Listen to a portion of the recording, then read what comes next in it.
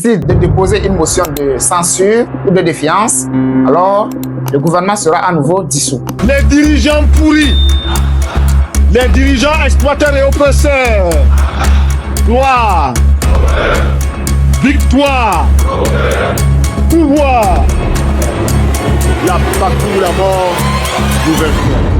Ce qui se passe au Sénégal aujourd'hui est une honte, c'est une trahison au sommet de l'État. Figurez-vous qu'il y a de cela quelques jours, notamment le 22 mai 2026, le président de la République, son Excellence Diomaye Faye, a signé un décret où il a mis fin aux fonctions d'Ousmane Sonko à la tête du gouvernement depuis le 2 avril 2024. Ce qui veut dire que Ousmane Sonko aurait passé 24 mois, soit 2 ans à la tête du gouvernement en tant que Premier ministre. Le décret a été lu en direct à la télévision nationale par le ministre secrétaire général de la présidence, Oumar Samba Ba, mettant ainsi fin aux fonctions du Premier ministre et celles de l'ensemble du gouvernement. On est tous témoins ici de l'accession au pouvoir du duo Diomaye Faye et Sonko en 2024 et on sait aussi très bien que c'est grâce à Sonko que ce dernier a été élu président puisque Sonko a une cote de popularité très élevée, tout le monde le sait. Très peu de gens connaissaient Diomaye Faye. Moi personnellement, je ne le connaissais pas avant son élection à la tête du Sénégal. Mais dès leur arrivée au pouvoir, les mois qui ont suivi, leur relation s'est dégradée. Entre autres, divergences politiques, tensions sur la ligne de gouvernement et affrontements législatifs ont marqué une cohabitation de plus en plus tendue entre les deux hommes. On se souvient ici du slogan Diomaye Mou Sonko, ce qui veut dire Diomaye c'est Sonko. On se rappelle très bien de ce slogan comme si c'était hier.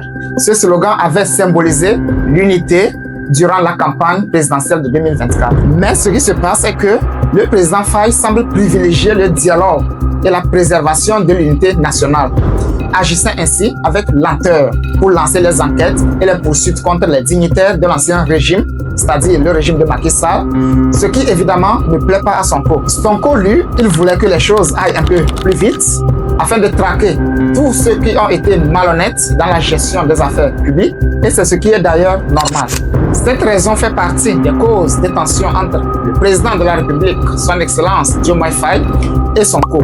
Mais plus loin, il y a des raisons cachées très profondes, comme la montée en puissance personnelle de Sonko dérange beaucoup de personnes. Les premières fissures de leur alliance sont apparues en juin 2025, lorsque le Premier ministre avait publiquement critiqué le président Faye, dénonçant un problème d'autorité dans le pays. Début mai 2026, le président Faye, à son tour, avait pointé du doigt une personnalisation excessive du pouvoir par Sonko au sein du PASTEF, déclarant, je cite, « Tant qu'il reste Premier ministre, c'est parce qu'il bénéficie de ma confiance. » Fin de citation. Mais ce que ce dernier oublie est que c'est grâce à ce dernier, c'est-à-dire Sonko, qu'il a eu la chance de devenir président de la République. Je ne suis pas en train de dire que Sonko devrait manquer de respect au chef de l'État, mais tout devrait se régler à l'interne sans que nous ne soyons au courant de rien. Le deuxième élément, c'est la recomposition de la coalition qui a également causé d'énormes conflits entre les deux hommes. Depuis l'automne 2025, les tensions s'accumulaient. Diomaye Faye avait progressivement évincé plusieurs proches du PASTEF pour les remplacer par des profils issus de sa propre coalition, la coalition Diomaye Président, qui a été relancée en mars 2026. Pour ceux qui se demandent c'est quoi la coalition Diomaye Président, c'est une alliance politique sénégalaise créée pour soutenir Bassirou Diomaye Faye dans ses ambitions politiques à l'échelle nationale. Elle a été initialement conçue pour rassembler des soutiens à sa candidature lors de l'élection présidentielle de 2024. Mais elle s'est réinventée après des tensions avec le PASTEF et c'est exactement là qu'il y a eu des soucis. Le troisième élément, c'est la rivalité pour les élections de 2029, puisque en décembre 2025, Ousmane Sonko avait publiquement annoncé sa candidature à la présidentielle de 2029, plaçant les deux hommes en concurrence directe pour le leadership de l'espace politique qu'ils avaient construit ensemble. Diomaye Faye a goûté au pouvoir et ça serait difficile d'accepter une concurrence venant surtout de l'homme qui l'a fait. Mais le détonateur de ce qui est arrivé aujourd'hui, je veux parler de son limogeage, est la querelle sur les fonds politiques. Quelques jours avant le limogeage de Ousmane Sonko, lors d'un discours public, ce dernier avait clairement affiché son désaccord avec le chef de l'État sur la question des fonds politiques.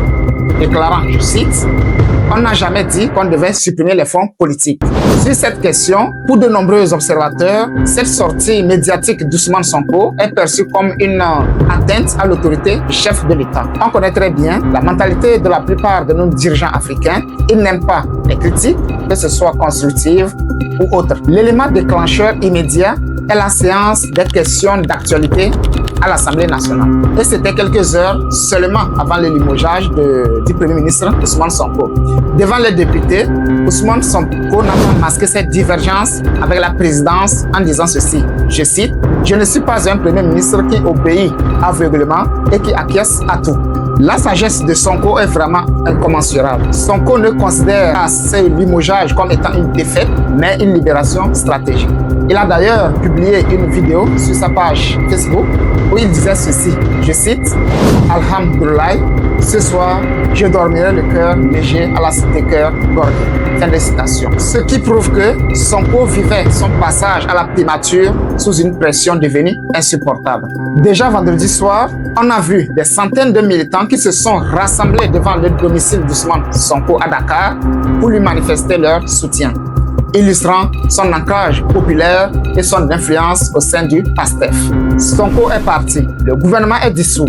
Quelles en sont alors les conséquences pour le pays? J'ai identifié quelques conséquences que cela peut avoir sur la vie politique et institutionnelle du pays, mais je les ai classées en deux catégories.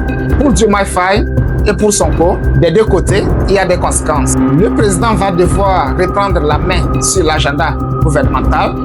Il a la possibilité de recomposer une majorité plus alignée sur ses priorités, mais ce qui ne sera pas du tout facile pour lui, puisque cette manœuvre peut accentuer la polarisation, déclencher des mobilisations populaires ou parlementaires et fragiliser la crédibilité du chef de l'État si elle est perçue comme une rupture brutale d'un engagement de gouvernance commune. L'autre blocage, c'est au niveau du Parlement, puisque le président Faye doit désormais nommer un nouveau Premier ministre qui devra lui aussi être approuvé par l'ensemble des députés dans un délai de 3 mois.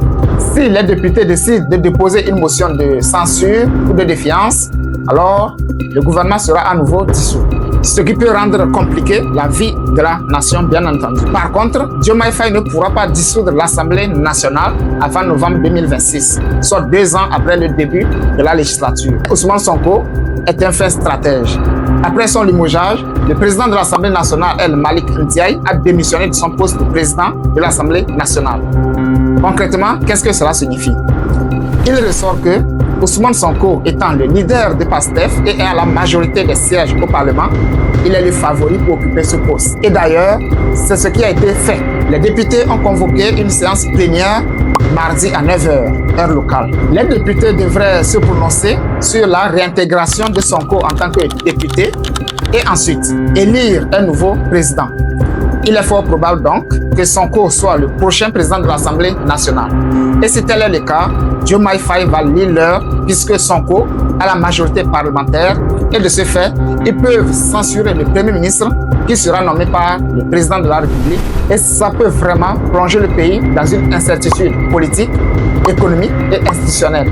Ce qu'il faut retenir dans ces événements, c'est que le limogeage d'Ousmane Sonko et la dissolution de son gouvernement par le président de la République, son Excellence Diomaye Faye, le 22 mai 2026, ont scellé l'échec d'un duo qui, il y a de cela 2 ans, incarnait l'espoir d'une alternance historique. L'alliance entre Faye et Sonko était fondée sur une promesse. Et quelle était la promesse?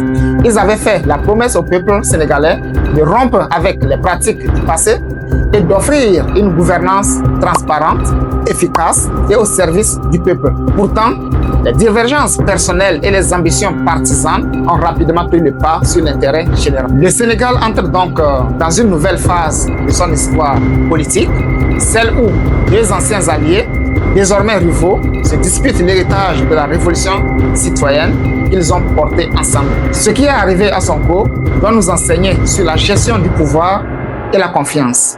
N'oublie pas de mettre un pouce bleu pour soutenir la chaîne. Et si c'est ta première fois, abonne-toi pour ne manquer aucune de nos publications. Merci et à la prochaine.